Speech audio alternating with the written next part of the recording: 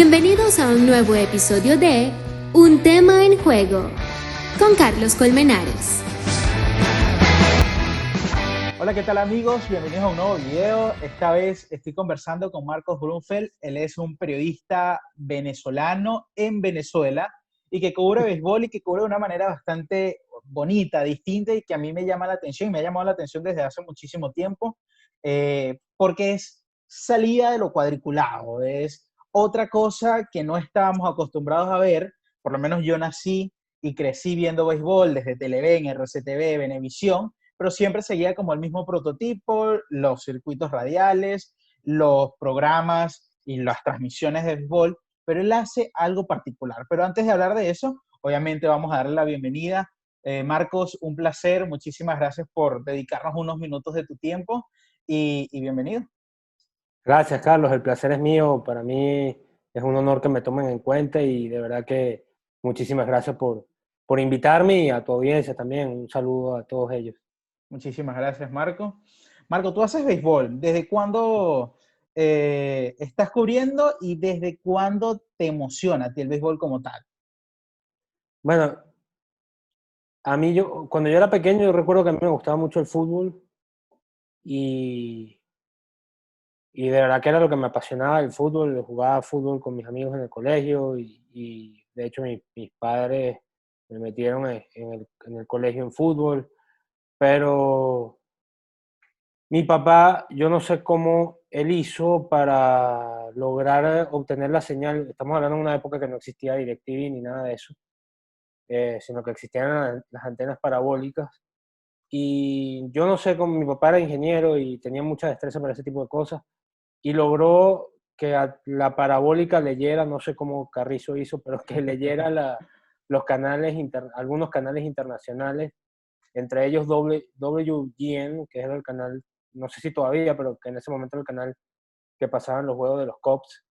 Y bueno, y él se sentaba a ver los juegos y yo no entendía muy bien, pero yo me sentaba con él a ver los partidos y un día recuerdo perfectamente que fue cuando tenía 8 años.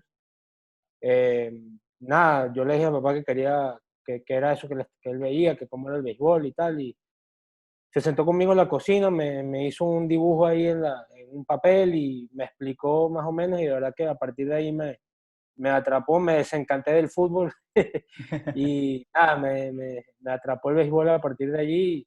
Nunca pensé que en verdad iba a trabajar en eso, de verdad que nunca pensé, yo quería seguir los pasos de mi papá de ser ingeniero, pero porque bueno, sentía que con eso pues iba a lograr a tener un mejor futuro, pero, y yo comencé estudiando ingeniería, Ah, pero la verdad que en el camino, o sea, pasé un año estudiando ingeniería, de verdad que no me gustó para nada, no era lo mío.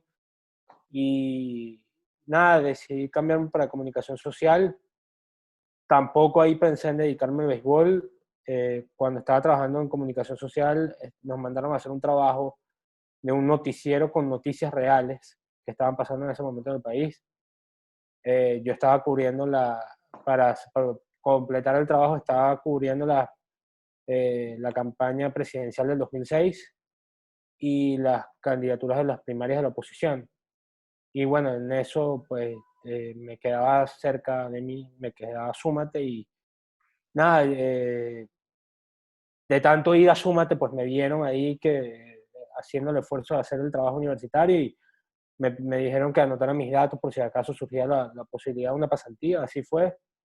Pasé creo que un año allí, pero la verdad que no me gustó el tema de la política tampoco. Obviamente ya todos sabemos hacia dónde ha ido eso y de verdad no me gustó, no me gustó para nada. Y con un amigo que se llama Ángel Pinto, decidimos abrir una página web de béisbol. En ese momento la página web estaba dando sus primeros pasos. Todavía como tú dijiste, todo era muy old school. Y decidí abrir mi página web que se llamaba beisbolvenezolano.net. Eh, Al principio era una página web chimba, pues, o sea, la fuimos mejorando con el tiempo y con eso fuimos pidiendo credenciales para cubrir los juegos de béisbol acá. Me fue yendo bien, de verdad fui teniendo buenas experiencias con la página web, con mis propios métodos, también en otra Venezuela que estaba golpeada, pero no tanto. pues logré comprar mi pasaje para irme al Clásico Mundial de Béisbol, solicité la Mira, credencial y cubrí el Clásico Mundial en Miami, Toronto, el primero. el primero. No, el segundo, 2009. Ok. Y, y nada, y la verdad que fue una tremenda experiencia. A partir de ahí me empezaron a llegar ofertas de trabajo. Empecé trabajando en Líder con una pasantía. Después estaba acabando la pasantía en Líder y logré entrar a Meridiano como colaborador al periódico. Pasé un año allí. Mi papá enfermó de cáncer, tuve que ausentarme, tuve que viajar a Estados Unidos porque mi papá vivía acá, pero se había ido de vacaciones a visitar a mi hermana que vive en Estados Unidos y nada, ahí hice un breve receso y después cuando regresé me llamaron de Meridiano Televisión para que siguiera trabajando con ellos ya en la parte de televisión y ahí pasé 2 años, yo no había podido terminar mis estudios por lo de mi papá, entonces pasé 2 años, casi 2 años, no llegué a cumplir los 2 años, pero casi 2 años en Meridiano, pero yo quería retomar los estudios, de hecho se lo había prometido a mi papá y a mi mamá que iba a terminar los estudios como fuera lugar y bueno, nada, después de estar 3, casi 4 años fuera de la universidad pude regresar y me gradué hace 2 años, aunque terminé la carrera hace tres. El acto se tardó un poquito en realizarse, pero bueno, pudimos cumplirle ese sueño a mi mamá de que me hubiera graduado. También pues yo me sentía con un vacío de, de saber que estaba ejerciendo una profesión que no había terminado de estudiar y bueno, también fue un logro personal poder el conseguirlo después de tantos obstáculos que bueno, que por la muerte de mi papá, pues obviamente Claro, sucedieron, ¿no? claro. Marcos, ¿jugaste béisbol en algún momento? En el colegio, pero era más que todo Tipo, qué entre manera. nosotros mismos, pues, exacto, más que todo eso. O sea, si nos daban clases formales y yo estudié en hebraica porque yo soy judío, este, y sí contrataban profesores y contrataban profesores buenos, pero de verdad que nunca, sí hacían intercolegiales, pero al menos en el béisbol, en mi época no era muy frecuente, en el fútbol sí. Pero O en mi sea, época los intercolegiales, al menos en el béisbol en hebraica no era tan frecuente. Sí recuerdo que hicieron algunos, pero muy, muy pocos y como te digo, básicamente eran clases entre nosotros mismos, pues, entre eh, nuestros grupos de compañeros, pues, de ahí del colegio. claro, porque la mayoría de los que decidimos cubrir este tipo de deportes, bien sea fútbol, béisbol, lo que sea, es como un sueño frustrado de por qué no lo Claro. fuimos y siempre quisimos estar allí. Incluso recuerdo una vez hablando con Germán Augusto Cartaya, Ujú. decía que él se convirtió en periodista deportivo cuando se dio cuenta que como jugador era muy malo, pero era muy bueno criticando a los demás. Entonces, de allí se decidió, pero me parece No, no, en mi caso, interesante en mi caso nada que eso, que, ver, de que verdad, o no, sea, no, nada que ver, nada que ver. Eran juegos por pasar la tarde, pues, no era por más nada, pues, no. claro, De hecho, yo creo que en esa época uno ni siquiera se preguntaba cómo llegar. Bueno, por lo menos yo no recuerdo nunca haberme hecho esa pregunta de cómo un venezolano se hacía para llegaba, llegar a las grandes ligas. De verdad. Este, yo no le de verdad no le prestaba atención a eso. claro. De hecho, también lo que pasa es que Hebraica es, o sea, como es una comunidad religiosa aparte, era todo como muy cerrado, ¿no? Entonces era todo como una vía religiosa, como una vía comunitaria, pues, o sea, toda tu vida giraba alrededor de eso. Yo, de hecho, te confieso, mis primeros amigos no judíos llegan ya después de la universidad, o sea, yo, de verdad, uno vivía en una burbuja, pues, Claro, o sea, Hebraica es un colegio y además es un club, están pegados uno al otro, entonces, claro, tú salías del colegio, de pronto te ibas a tu casa a comer y regresabas bueno, yo vivía a una cuadra del colegio, entonces, este, realmente que, bueno, o sea, toda mi vida era dentro del club y de verdad que, o sea, uno no pensaba en esas cosas porque, no sé, uno estaba todo el tiempo, es involucrado con el colegio, pues, o sea, yo de hecho podía entrar a las 7 de la mañana al colegio y salía de ahí a 7, 8 de la noche a mi casa, pues. Solamente hacía increíble. una breve pausa ahí en mi casa para almorzar. Eso sí era una costumbre que yo recuerdo que tenía fija. Muchos almorzaban en el colegio también, pero yo sí, eh, tenía esa costumbre fija, porque como vivía tan cerca del colegio, pues, Ibas y venías. iba y venía, pues, o sea, Claro, como era tan cerca, pues, pero era todo alrededor del colegio, todo nuestro día pasaba o sea, ahí, pues, o sea, hasta claro. que me gradué de bachiller, y como te digo, o sea, las primeras amistades mías no judías las vine conociendo fue en la universidad, de verdad que antes era todo alrededor del colegio. Claro, claro. Me dices que quizás encontrarte con el béisbol, a pesar de que desde niño ya, bueno, por el cuento de tu papá y las antenas, lo conociste, pero llegar quizás al momento o que estás viviendo ahorita fue un transitar largo y te metiste en política, hiciste pasantía, fuiste, viniste. ¿Qué, qué tan difícil fue encontrar como que el objetivo del cual tú querías hacer profesión? ¿Te sentiste en Oye, algún momento eh, desesperado o, no sé, desilusionado, confundido? a mí me pasó algo curioso, Carlos, porque a mí en el colegio, como te digo, uno estaba todo el día allí y yo recuerdo claramente que a mí me gustaba mucho la parte de hacer cosas audiovisuales. De hecho, mi papá me regaló a mí mi primer programa de edición a los 12 años. Eso también me acuerdo perfecto. Este, y, y yo siempre, o sea, siempre me gustaba tener una cámara en la mano, siempre me gustaba estar produciendo cosas. Y a mí en el colegio, eh, siempre, como yo tenía esa habilidad, siempre me pedían que grabara cosas y yo hacía cosas. Y a cambio, o sea, cuando llegué a quinto año, eran tantas las cosas que habían hecho que de verdad ni siquiera, o sea, los profesores ni siquiera se sentaron a investigar si yo había hecho el servicio comunitario correspondiente para graduarte de bachiller, sino que ya, o sea, sabían que había colaborado tanto que ya de una, pues, o Dale. sea, ya lo había probado. Este, yo ayudaba mucho también a los comités de prograduación del colegio, desde segundo año lo estuve haciendo, a los comités de programación, de prograduación, a hacer toda la parte audiovisual de los actos de graduación del colegio. A mí siempre me gustaba mucho eso, pero yo no sé por qué yo estaba empeñado en que yo quería ser ingeniero con mi papá. Entonces, yo recuerdo que quería entrar en la Simón Bolívar a estudiar ingeniería en computación y no entré, y eso me frustró bastante. Después logré entrar en la UCAP en ingeniería en comunicación, en ingeniería informática, perdón, y cuando estuve allí no me gustó para nada, o sea, de verdad que no me gustó, o sea, era demasiado ruda la carrera, de verdad que era demasiado ruda, era bastante fuerte y de verdad no pude con el ritmo, o sea, siendo sincero, no pude con el ritmo con el cual se estudiaba allí. Y quería seguir estudiando comunicación en la UCAP, pero era muy difícil en ese momento entrar en comunicación en la UCAP, era demasiado complicado, era algo sumamente exclusivo, solamente lo mejor de lo mejor entraba allí en comunicación social.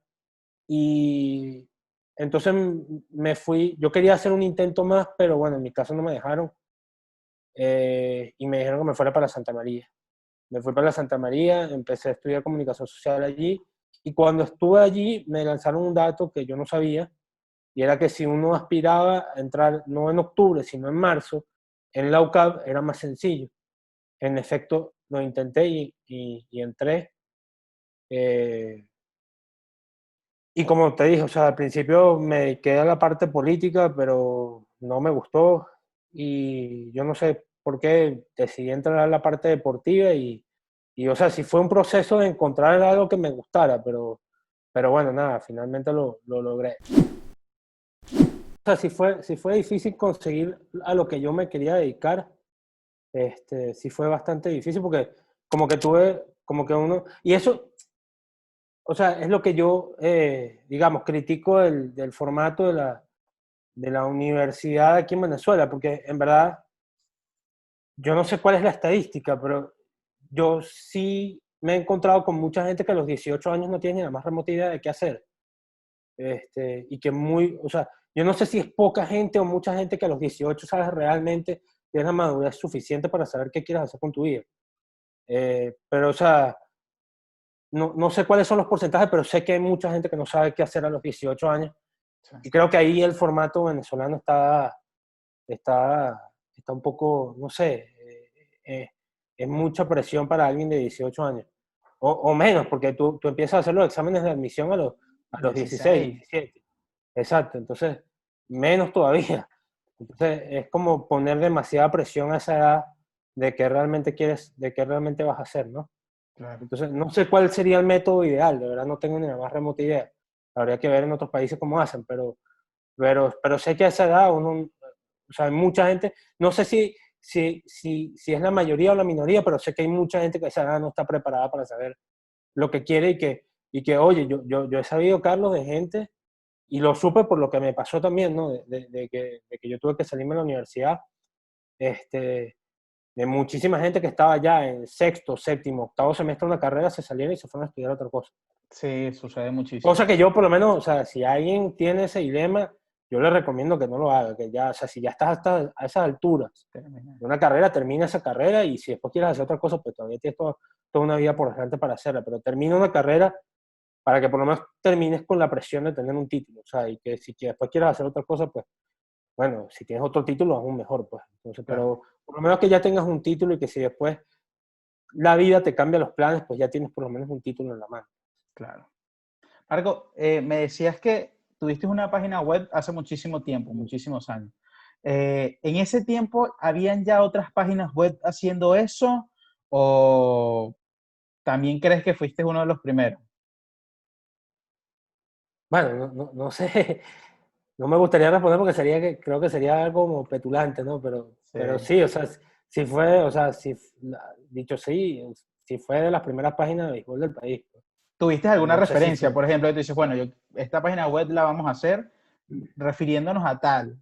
Porque si hablamos del 2000 y algo, no recuerdo Eso fue en mucho. 2007.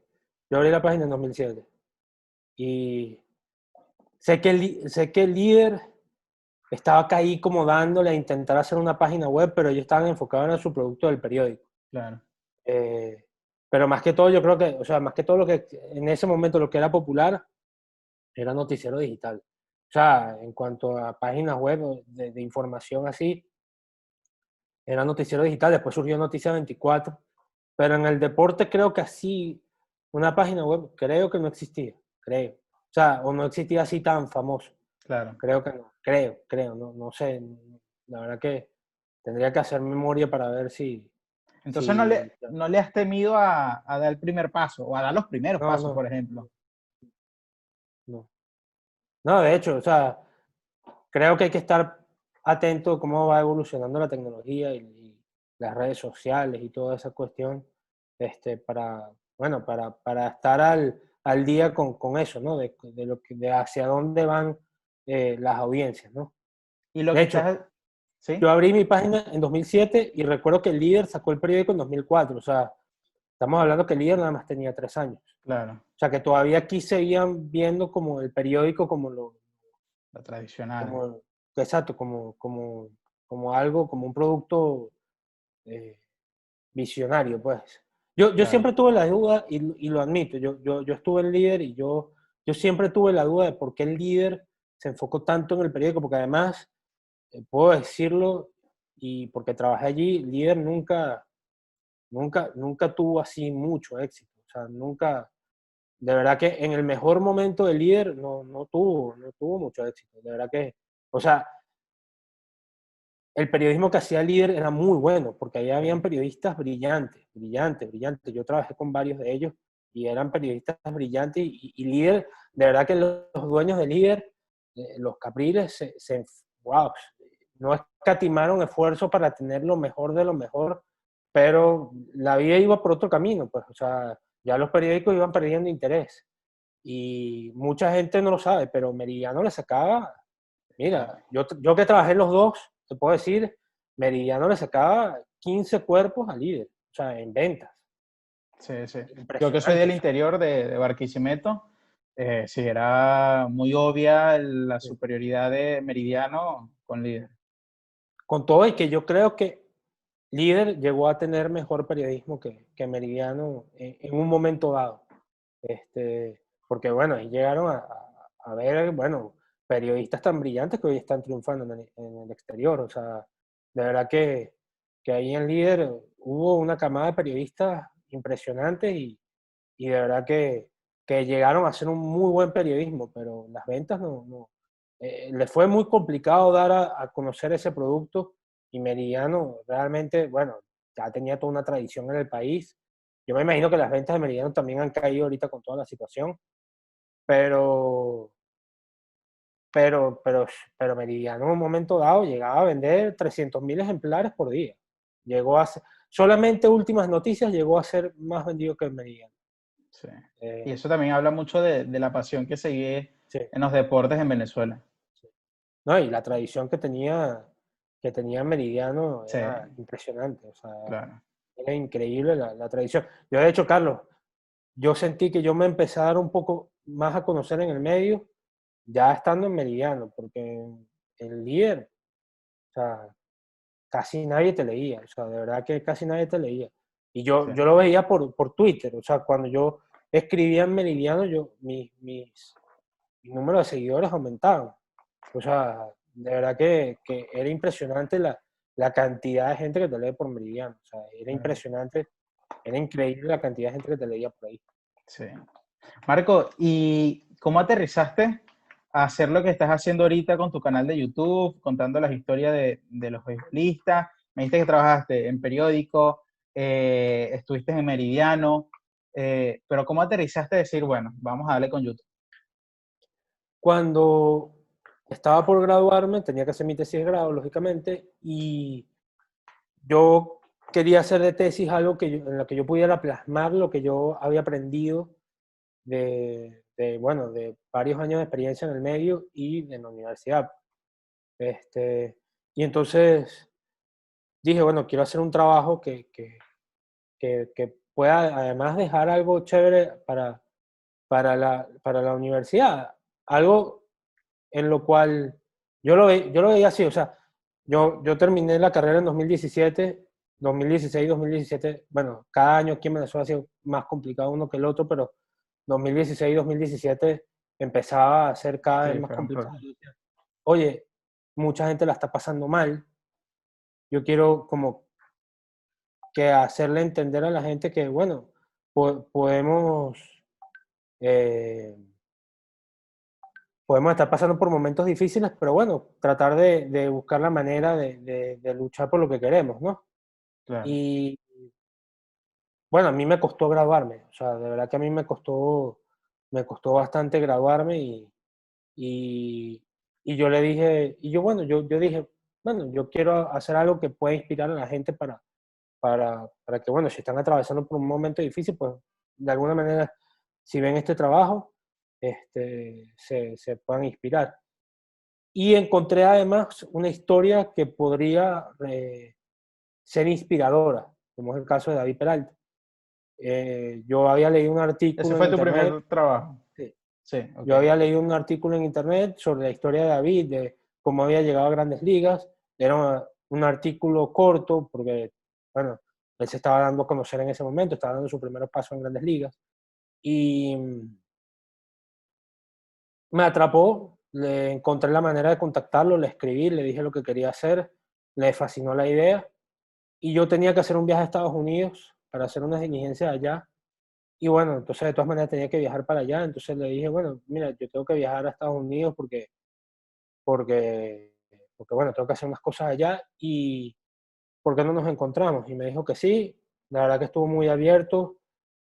Como él mismo lo dijo, tuvo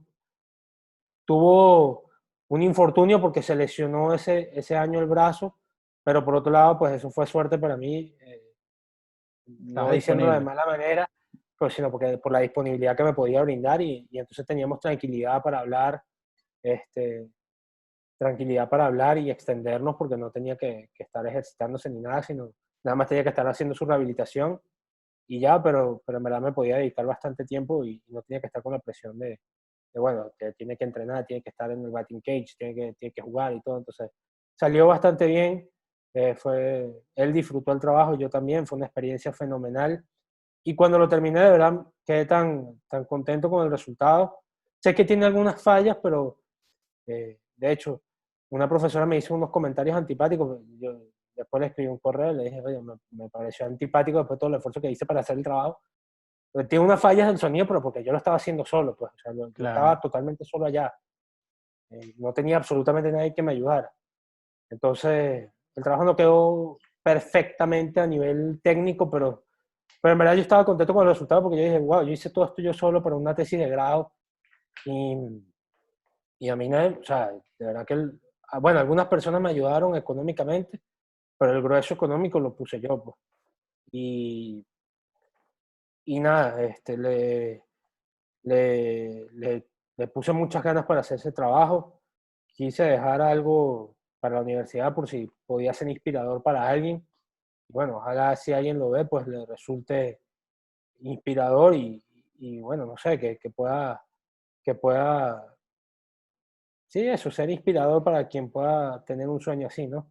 Y Claro. cuando terminé ese trabajo, de verdad me gustó tanto la experiencia que yo dije, bueno, ¿por qué no hago lo mismo en un canal de YouTube? Pero que pueda hacer, o sea, que en vez de tomarme 2 años de producción, pues me tome una semana. O sea, Claro. que hago entrevistas así y que las pueda editar en cuestión de 2, 3 días y las pueda montar a YouTube. Y estabas solo Este, igual, o ya fuiste sí, conformando tu equipo de trabajo. estaba solo igual.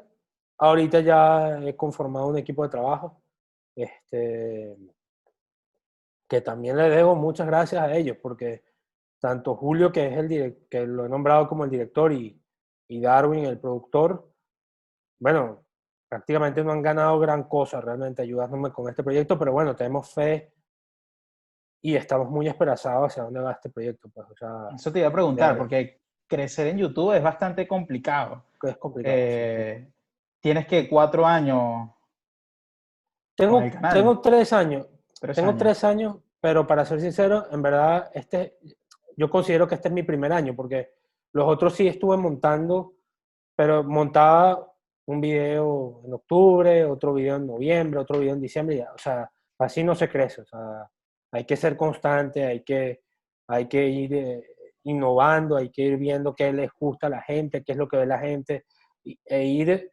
viendo, aprendiendo técnicas para llamar la atención de la gente y que el producto vaya creciendo. Pero es muy difícil, o sea, el que quiera comenzar en YouTube tiene que entender que no va a tener éxito hasta que no tenga de 60.000 a 100.000 suscriptores. O sea, que ahí es cuando le vas a empezar a ver el queso a la tostada. Claro, este, llegar a ese punto no es imposible, o sea, lo puedes Claro, hacer, o sea, mucha gente lo ha logrado, claro. mucha gente lo ha logrado y yo tengo la esperanza también de que lo voy a lograr. Bueno, mis proyecciones dan de que lo voy a lograr el año que viene, si sigo como voy, ¿no? Qué bueno. Vamos a ver si Dios mediante así es y que a partir de ahí ya sea un producto rentable. Y es cómico, o no cómico, pero sorprendente, cuando hablamos de cifra en redes sociales, se dice, bueno, son, no sé, 7.000 personas nada más, me siguen 7.000 personas, y parece muy poco, pero decir, ¿dónde puedo meter yo 7.000 personas para que me escuchen o para que vean mi Exacto. material llevándolo a la vida personal? Entonces, ver los números así eh, Claro, puede levantar un poquito de ánimo. Estuve revisando y claro. tu canal de YouTube tiene 13.200 suscriptores. Es casi que llena el universitario. Bueno, no lo había visto así, es un punto interesante. No lo había visto así, pero es verdad, es un punto interesante. Eh, me empezó a animar, o sea, lo que me animó de este año a años anteriores fue que llegamos a 10.000 suscriptores.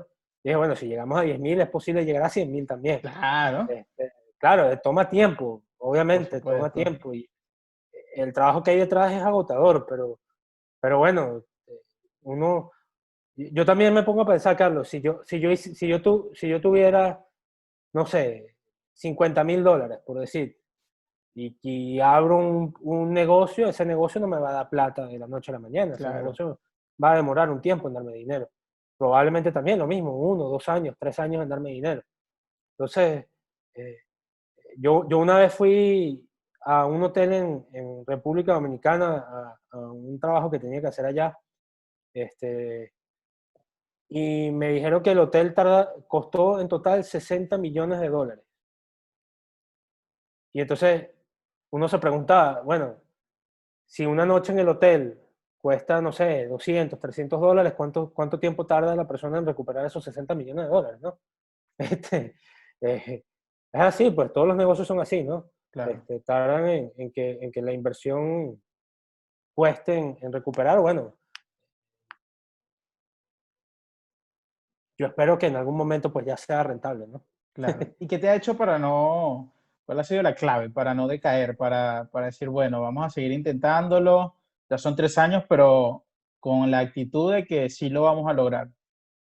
Bueno, eso, de que, bueno, el feedback de la gente ha sido muy importante, sin duda alguna, Carlos. O sea, el feedback de la gente ha sido sensacional, de verdad. En un mundo de redes sociales donde es tan tóxico hoy en día, que todo el mundo te hace malos comentarios, que todo el mundo se anda peleando, que todo el mundo se anda sacando, no sé, una especie de odio interno. De verdad que yo he sido afortunado de encontrarme con mucha gente que ha hecho muchísimos más comentarios positivos que negativos. Hay gente que se me ha acercado y me ha dicho, cónchale, Marco, mejora esto, y yo lo tomo bien y obviamente es producto del crecimiento personal, pues, del del crecimiento personal y profesional de ir madurando la idea, de ir creciendo profesionalmente, de ir aprendiendo cada vez más y mejorar las cosas. Obviamente, la calidad de los videos hoy es una y la calidad de los videos hace un año era otra. O Claro, sea, ha ido evolucionando y seguirá evolucionando. A medida que esto sea rentable, yo también me prepararé mejor. Quiero hacer un curso de locución, por ejemplo. Es algo que claro, quiero hacer para mejorar, porque bueno, siempre hay espacio para mejorar y siempre hay que aprender y seguir creciendo. Y en la medida que el producto vaya dando esos pasos, pues todo va a ir mejorando. O sea, todo va a ir mejorando para bien y y bueno, yo, como te digo, tengo mucha ilusión de que, no sé, tal vez en un año y medio ya yo te pueda sentarme contigo y decir, mira, ya yo puedo vivir de esto y bueno, ¿qué es un año y medio? Si tengo que esperar un año y medio, imagínate. no, y con estos En tiempos de un año y coronavirus que nos tienen exacto, paralizado todo, bueno, pasa exacto. rápido. No, y además, Carlos, yo tuve que aprender, nosotros los seres humanos somos demasiado impacientes. Sí, Yo, yo tuve que aprender a ser paciente, porque yo, o sea, yo me gradué a los 30 años, Carlos. O sea, yo me gradué a esa edad. Este, ya, imagínate, mi novia es mucho menor y ya tiene también ya tiene un título universitario, mucho menor a lo que yo era, eh, a lo que yo era, cuando pues, a lo que yo era cuando conseguí el título. Bueno, eso me enseñó que, bueno, las cosas suceden en su tiempo, pues, o sea, claro, las cosas suceden. Hay gente que se gradúa a los 22, hay gente que se gradúa a los 23, hay gente que, bueno, que pasa por golpes y bueno, nada, se trata de tener paciencia. A mí me tomó lo de la universidad me enseñó mucho, o sea, me enseñó mucho porque me enseñó a tener paciencia. Yo tuve que regresar a estudiar teniendo 27 años, a estudiar con chamos de 19. O sea, el que no ha vivido eso no tiene ni idea de lo complicado que es, porque tú estás en otro nivel, en otra etapa de tu vida y la gente con la que estás estudiando está en una etapa completamente diferente. O claro, sea, tú a los 27 años ya eres un adulto, o sea, ya estás pensando en otras cosas y estudiar con un chamito de 19, 20 años, o sea, y bueno, nada, yo no te voy a negar que en un punto dado sí estuve a punto de tirar la toalla ahí, porque me resultaba muy complicado, no terminaba conociendo a nadie en la universidad, bueno, por esa diferencia de edad. Pero bueno, pero eso me enseñó a tener paciencia, a tener más calma y que bueno, las cosas pasan cuando tienen que pasar. O sea, y bueno, sí esperé ¿cuántos años? Tú pasé 3 años fuera de la universidad y después tuve que esperar 3 años y medio para graduarme. O sea, fueron 6 años y medio en total claro, para graduarme. que O es un sea, año más. exacto, que es un año, o sea, si en un año y medio tú me dices, en un año y medio tú vas a estar en los 80.000 suscriptores y vas a tener mucho, que es un año y medio más. Se disfruta y ya. Exacto, se disfruta el proceso y bueno, mientras tanto vamos adelante. Claro. ¿Tú has tenido la valentía, Marco, eh, de sacar estos tipos que te mencionaba fuera de estar grabando acá, de su cuadrito de televisor, a sentarlos a hablar en un canal de YouTube sin corbata, sin tremendas cámaras, por lo menos? ¿Has sacado a ellos de su zona de confort para llevarlo a tu zona de confort? Eh, ¿Qué te ha hecho sentir eso? ¿Qué sensación te da? ¿Has tenido nervio de decirle, coño, mira, esto no es televisión, esto es YouTube y te atreves? No, bueno, la verdad es que ninguno, o sea, ninguno se ha mostrado incómodo, ¿no? En ese aspecto. Sí hay gente que me ha hecho comentarios, mira, Marco, no sé, vístete más elegante o qué sé yo, y digo, YouTube no es televisión, o sea, hay que No, sacarse ese chip. YouTube no es televisión. En primer lugar, Carlos, claro, esto la gente no lo sabe porque la gente ve nada más el resultado final. Yo mis trabajos no lo hago en un estudio de televisión. Por claro, ejemplo, yo entrevisté a Cafecito Martínez, yo bajé hasta La Guaira, a su Sport Bar, hacía muchísimo calor, yo carga, o sea, son tus me llevé a peroles. Julio, me llevé a Julio, que es mi director, y bueno, nosotros llevamos luces, sillas, cámaras, micrófonos, equipos, o sea, llevamos todos esos equipos, los bajamos en el lugar donde donde vamos a hacer la entrevista, instalamos todo, desinstalamos todo, volvemos a meter todas las cosas en el carro, recorremos de La Guaira para Caracas, o sea, yo no voy a hacer eso en Flu. Claro. Ni voy a cargar con una cosa más en Flu, o sea, en ese calor de La Guaira, o sea, esto no es un estudio de televisión, entonces Claro, eh, yo hago las entrevistas, sí, muy serias, muy respetuosas, con unos lineamientos, pero bueno, en parte es una imagen fresca y es otra cosa, o sea, eh, también o sea, yo veo mis números y la mayoría de la gente que me ve en YouTube tiene 28 años o menos, o sea, son gente más joven. Claro, hay claro, gente de 50 años, 60 años que me ven, pero es la gran minoría, eso es un porcentaje muy pequeño. La gran claro, mayoría del consumo de YouTube viene gente, de gente joven.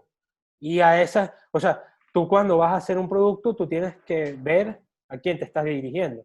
Si te tienes que estar, si tú estás, si tu audiencia es joven, tienes que dirigirte a ellos como ellos son, o sea, qué es lo que a ellos les gusta ver. claro. Entonces, en parte es eso, pues. Si en algún momento pues, yo llego a tener un estudio de televisión, pues bueno, mira, ya ahí sí me vestiré con flu y no sé, y bueno, ya ahí sí ya es otra cosa. Claro, Pero mientras tanto, pues esto lo hacemos nosotros con las uñas. Yo me he ido comprando mis equipitos poquito a poco, con lo poco que he ganado de YouTube. Me he comprado mis equipitos, me he comprado mis luces. Antes yo no tenía luces, todo tenía que ser con luz natural. Este, entonces también era un rollo porque yo no tenía nadie que me ayudara. Entonces yo ponía la cámara y ponía a grabar y bueno, yo que bueno, si que se sea lo que Dios apagó, quiere, que se esté viendo bien, que se esté viendo bien, ¿no? sí, Este, y entonces si se veía contra luz, entonces no se grababa bien el audio, o salía descuadrado, o no salía bien enfocado. Pero bueno, afortunadamente con el tiempo hemos ido mejorando esas cosas y bueno, ya tengo un par de personas que me ayudan, de verdad les agradezco mucho porque como te digo, no han ganado gran cosa todavía, pero confían en que esto va por buen camino. claro, seguro va a ser así. Marco, ya para ir También. cerrando, dos preguntitas solamente. Uno, ¿qué material es el que más te ha gustado que has hecho? Que quizás la historia que más te impresionó o el pelotero que con quien mejor te la llevaste haciendo estos trabajos. Eh, bueno, de verdad que la historia de Jackson Melián, Se- impresionante, es conmovedora. Y es la que ha tenido más impacto en el canal. De hecho, eh, una vez me pasó algo curioso, que yo no, bueno, de verdad yo no estoy acostumbrado a eso porque yo no, como, o sea, yo estuve en Meridiano y salí algunas veces en televisión, pero yo no, o sea, no me considero que soy popular ni nada por el estilo. Pero una vez tuve que hacer una diligencia de seguros mercantiles y, y nada, un señor ahí que, coche, tú fuiste el que le hizo la entrevista a Jackson Melián, o sea, que en verdad el impacto que tuvo, que tuvo esa entrevista fue impresionante, porque además se- la historia de Jackson, wow, o sea, es increíble lo que ese chamo tuvo que pasar y bueno, nada, cómo trató de superar, ¿no? Toda esa situación, ¿no? Que atravesó en su vida. Y, y la de David, cónchale, fue una experiencia ir a Arizona, conocer a su familia, este, de verdad que fue una tremenda experiencia. Fue una tremenda, tremenda experiencia poder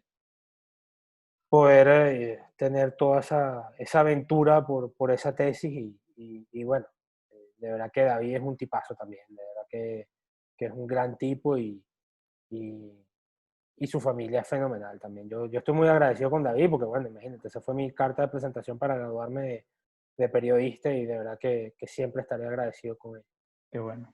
Marcos, y para finalizar, ¿qué le dices tú a un chamo que se ha atrevido desde siempre a hacer cosas distintas?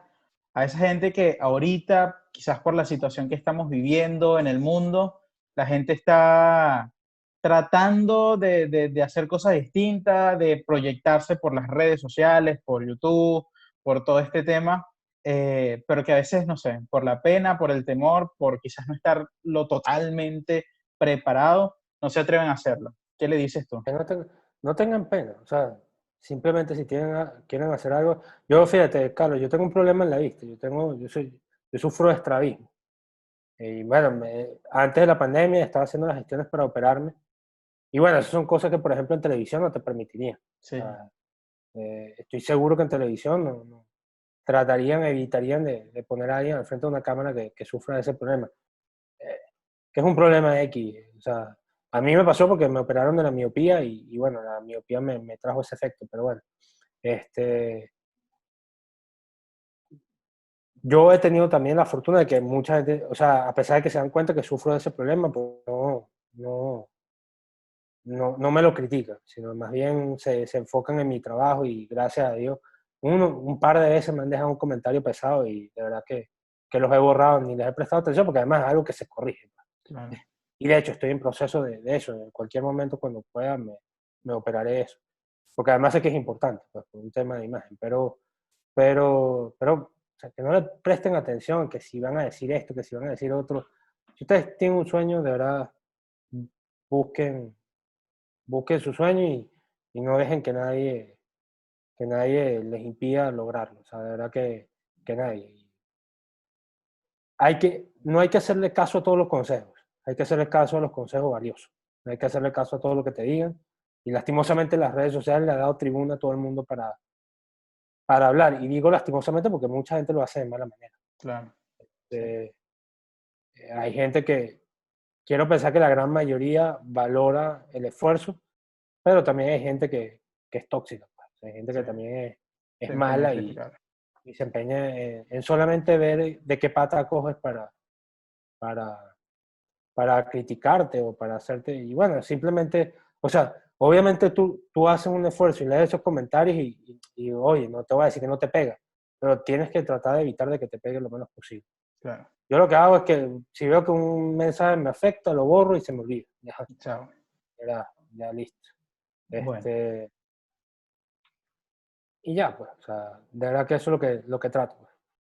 perfecto. Bueno, muchísimas gracias, Marco, por esta hora, que Gracias iba a a ser ti, 20 Carlos. minutos y nos tomamos una hora, pero todo bastante interesante.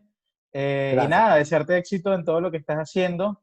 Voy a estar, y como lo he venido haciendo desde hace tiempo, siguiendo tu trabajo. A mí, el trabajo que haces me inspira realmente. Las historias, que la primera que vi tuya fue Ildemaro Vargas, y desde allí me enganché y nada, gracias por tu trabajo Gracias, y Carlos. que bueno, que en menos de un año llegues a los 80.000 Amén, suscriptores. amén, amén. Amén. Gracias, Carlos, de verdad, muy amable. No, no, a ti.